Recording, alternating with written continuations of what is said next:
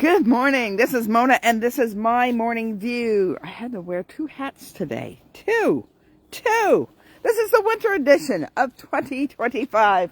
It is about 30 degrees. I don't feel a wind. And today, it's Pie Day. It's also Feisty Friday. So, I'm wearing my cherry pie hat. Because I'm a nerd. Yes, I am. Did you know that there's more than one Pie Day? Ooh, well kept secret. There's another pie, P-I. It is, I'll give you a hint. It's in July. Pie Day could be in July. So anyways, all right. That's enough of my nerdiness, and we will move on. So, I'm going to try to get this glove on. Today is Feisty Friday, and let me tell you, I got a lot on my mind. And I had the perfect Feisty Friday thought yesterday, while I was doing Thirsty Thinking Thursday, in my head. And I'm like, no, I have to wait till Feisty Friday to do that one. I don't know what it is now, because it's been like 24 hours later. And so I didn't write it down, and so my memory did not remember. And most of you know that I do these a lot because seeing just what I remember. So I don't study it. I study things, but haven't lately. I study things, but I don't study them to do this. And a lot of times, the things that I'm studying, I'm not ready to put here. It's stuff that is like, oh, you know what? I got to learn this first. You can't give what you don't have. All right. So, with that, Feisty Friday, we'll just start on some topics. We'll see which one rolls. Okay, so recently I was talking to people about the persecution in Syria, where Christians are being killed in the streets. They're being bombarded into their homes. When I saw Christmas in Syria in Damascus on YouTube last Christmas, and I saw people freely walking around, and they were doing the holly jolly Christmas tunes, not the religious Christmas tunes, over the loudspeaker, and they had like a Christmas tree and Santa Claus and ho ho ho and all that merry old stuff.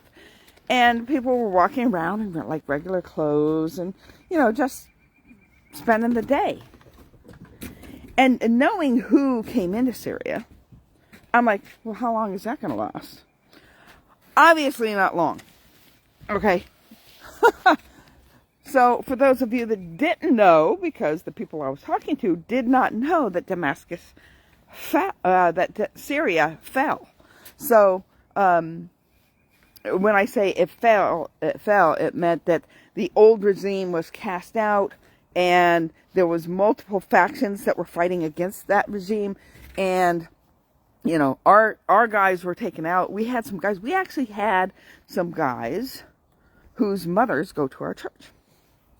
And so they, being Marines, got pulled out right before it fell. So, with that,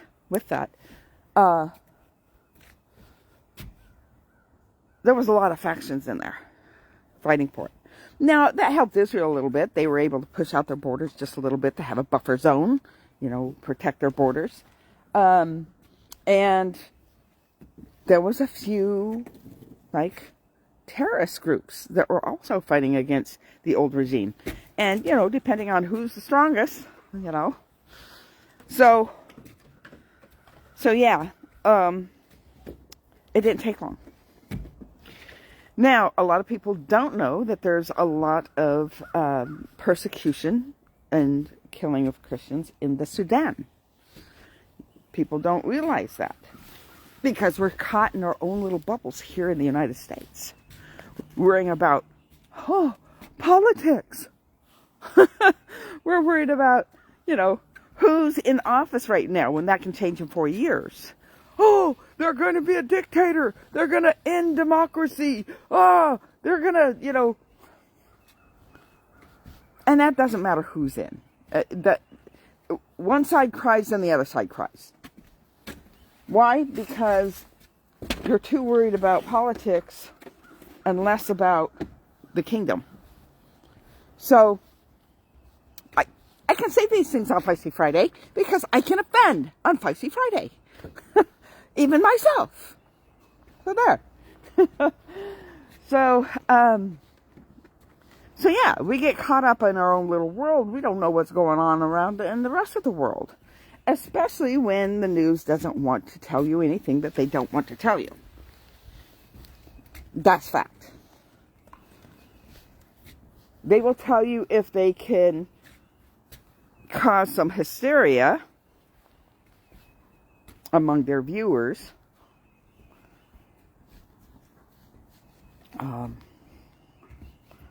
Persecution of Christians is not a selling point among their viewers. So,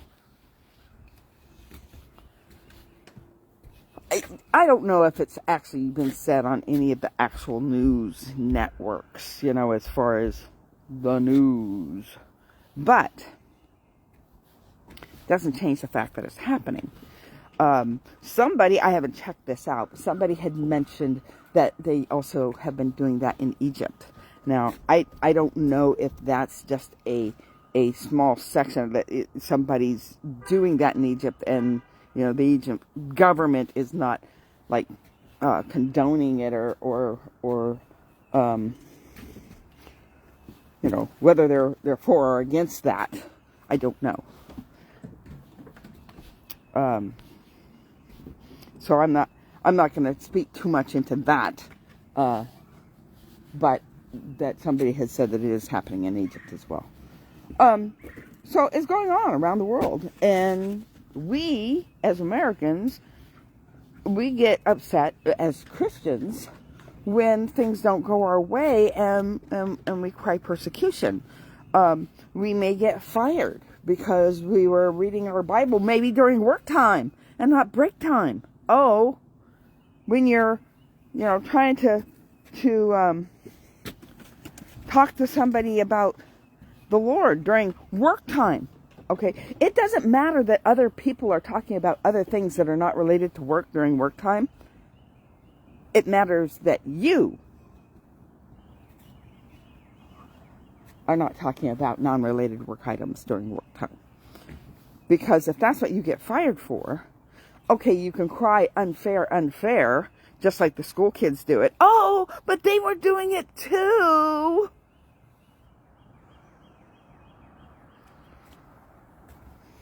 When kids say that, but they were doing it too, does that make it right? Doesn't make it right. Okay? When somebody flips us off because we accidentally did something on the road and we got our big old fish sticker on our car, or whatever religious Christian ornament we have plastered on our vehicle, and then we drive unsafe, whether it's on purpose or whether it's on accident, doesn't really matter. The point is that when somebody flips us off for that, we feel like we're persecuted.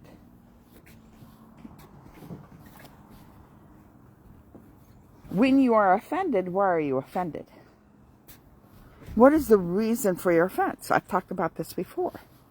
Usually it's something internal, something inside you that's saying, oh, it's, I'm so offended by that. But why? I used to say, I'm taking a stand for Jesus. I used to do that.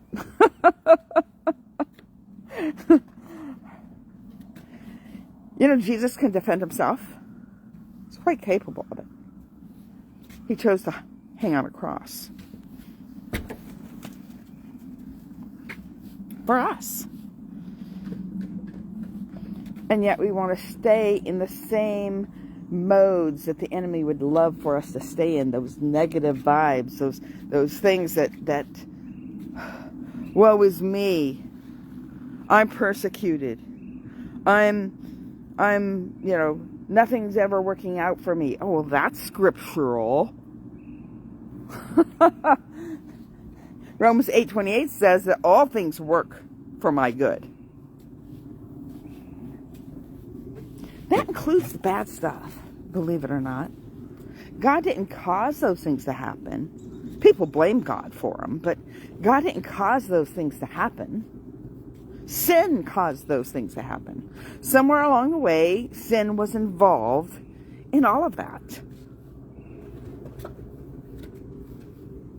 And so when sin's involved, people get hurt. People die.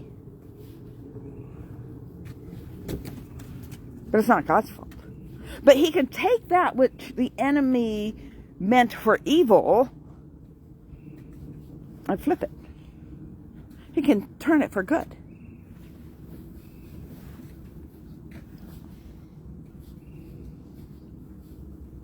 So in these days where in other countries persecution is really happening, I'd like to challenge Christians in the United States to really see where they may be persecuted. Why are they being persecuted? Are they being persecuted for religious reasons? Or are they being persecuted because of Jesus?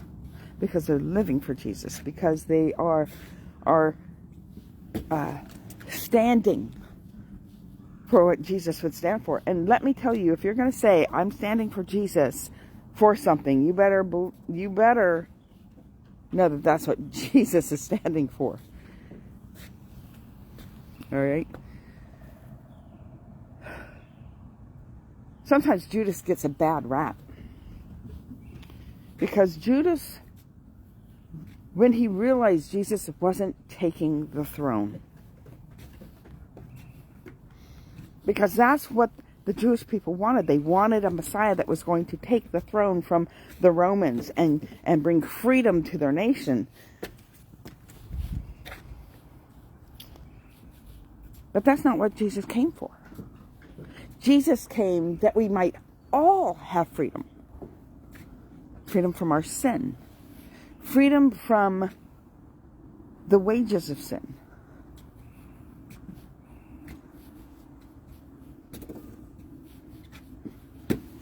Freedom that we didn't have to be a slave to sin. He brought a lot more with him. You know, life and life more abundantly here, right now. A lot of people want to live in their poverty mentality. Sometimes they spiritualize poverty like it's the all in all. Go ask somebody who's living under a bridge how close they feel to Jesus. Well, some of them might feel close to Jesus. Most of them don't. Most of them feel abandoned because they've been lied to.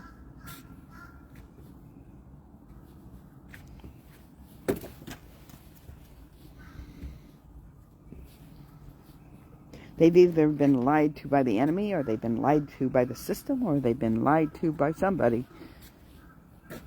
But they believe the lies. We live in homes and we believe the lies. We sit there and talk about how evil money is. Because that's what we're told. That money is evil. It's the root of all evil. Money isn't the root of all evil. The love of money is the root of all evil. And the love of money means that you're putting God after money.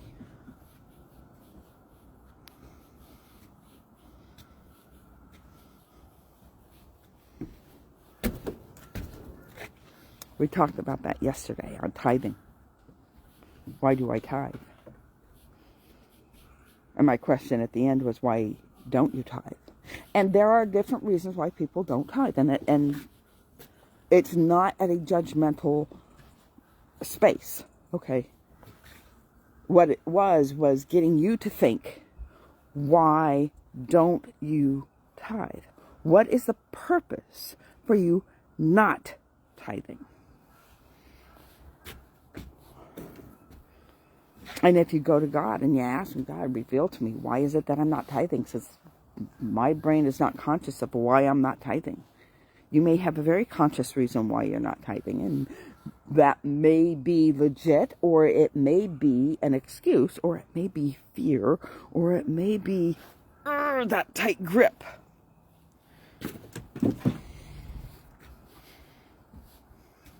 And when you come up with those answers, guess what you need to do?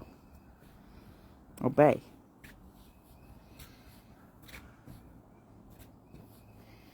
Obedience is better than sacrifice.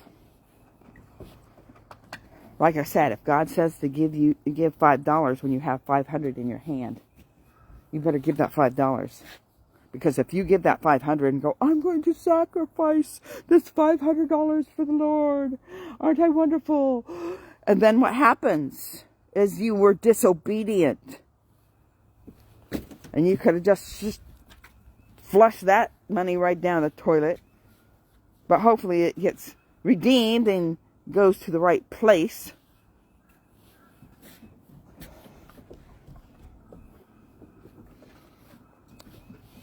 That's what I believe when I tithe.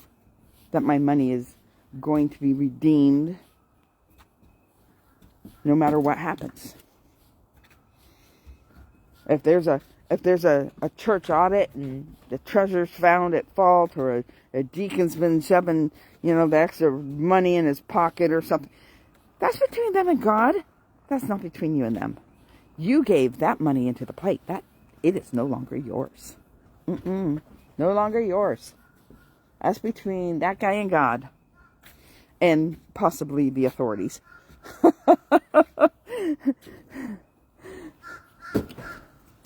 The church has to hold that individual accountable.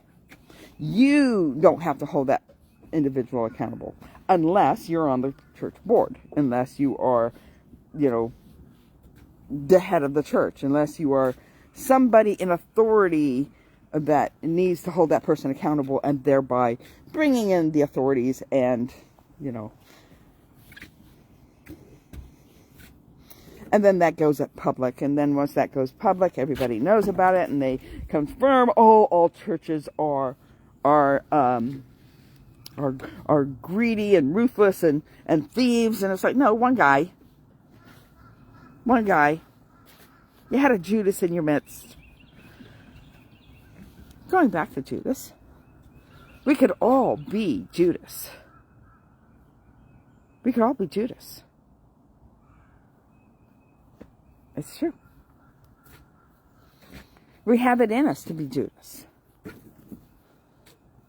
We have to consciously choose not to be Judas. Because Judas was only thinking the way the Jews were thinking. The Messiah is going to take down Rome and bring us our freedom. As a human, how long would that have lasted? Well, the life of a human. Solomon had peace during his reign. They had abundance. They had so much abundance, they were putting silver out on the streets because there was no room for them in the house for their silver lampstands and their silver bowls and their silver cups and their silver whatever. They're like, oh, we don't have room in our house for this stuff. It's just, we'll put it out here for the poor to pillage, because even the poor had means. Well, because silver was put out as garbage. They could do something with it. They could take it to a neighboring place where they didn't have it and sell it. Trade it for food. There wasn't much poor during Solomon's reign.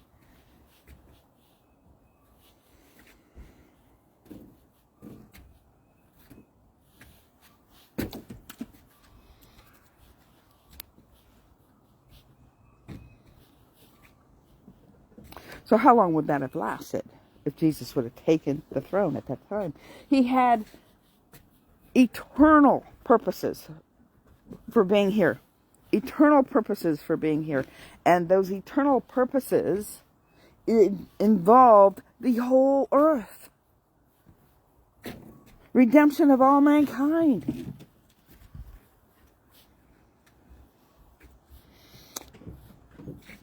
But Judas couldn't see it.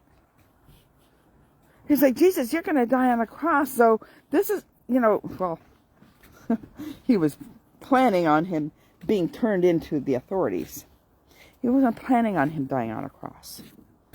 He planned on him being turned into the authorities and therefore twisting his arm, saying, Uncle, okay, I will defeat Rome and take my rightful space on the throne. But it wasn't this throne he was after.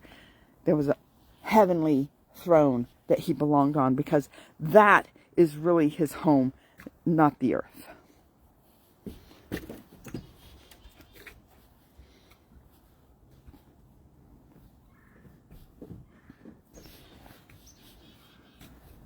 The home is for us to have dominion.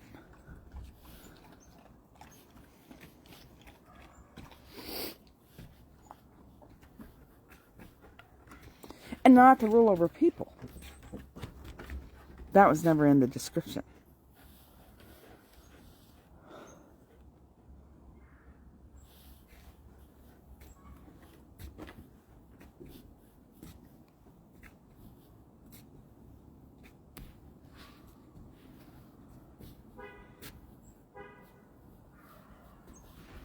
So that's why Judas did what he did. He didn't grasp the idea. He thought, oh, if Jesus gets turned into the authorities, he's going to have to do something. He's going to have to do something. And he didn't.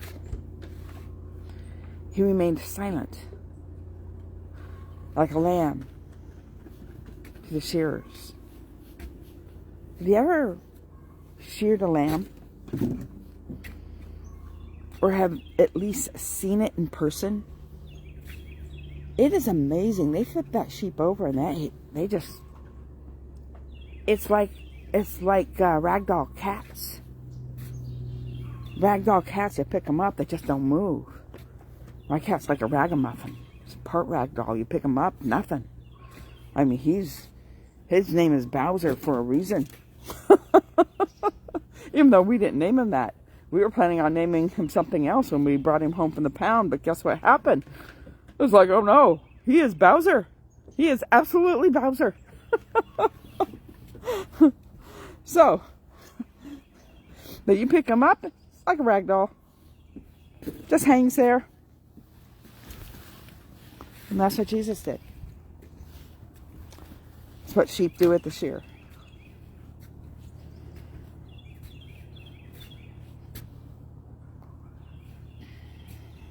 We could all be a Judas. If we don't see what God is doing, if we don't see what His vision is, if all we're worried about is our own agenda,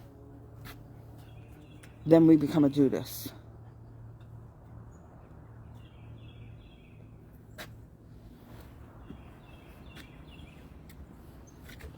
I think that's where I'm going to leave it. And I started out talking about persecution.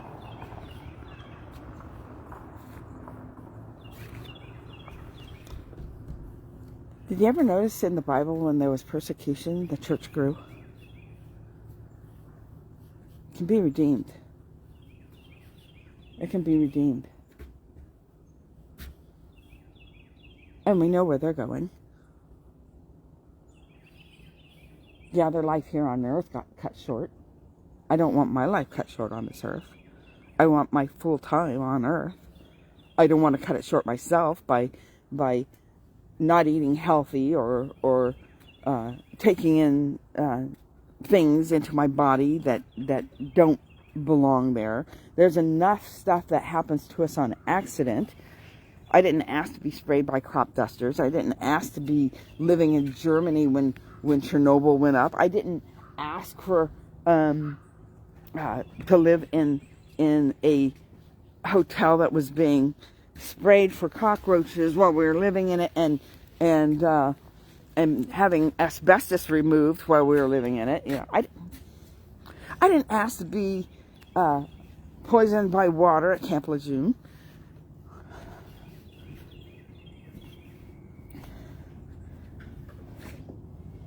You know, all those things that we can't control.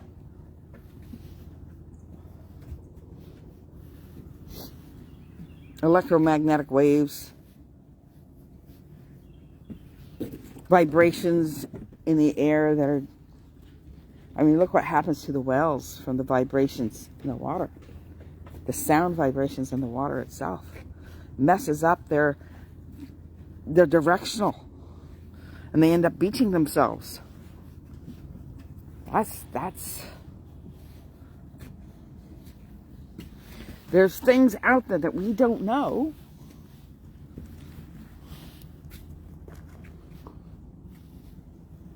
And there's things out there that we know, but we don't have control over, us personally. So why do that to your body and consume things and do things and you know, that's going to destroy your body? I want my time on earth.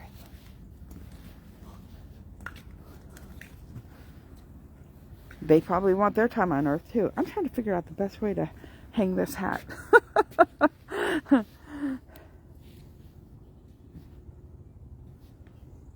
Judas could have had more time on this earth. He chose to check out. He was tormented by the actions that he took. When he realized that Jesus was going to the cross and he wasn't going to take the throne, and he basically caused Jesus a death sentence, he didn't feel worthy to stick around. But Jesus would have forgiven him. Probably would have taken a lot harder for the disciples to forgive him. But when they saw Jesus alive,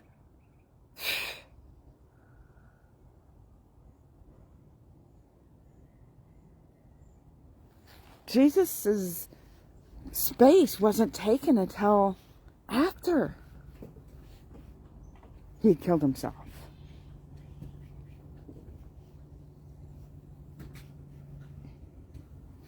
We could all be Judas. Don't be a Judas. Don't be a Judas. All right.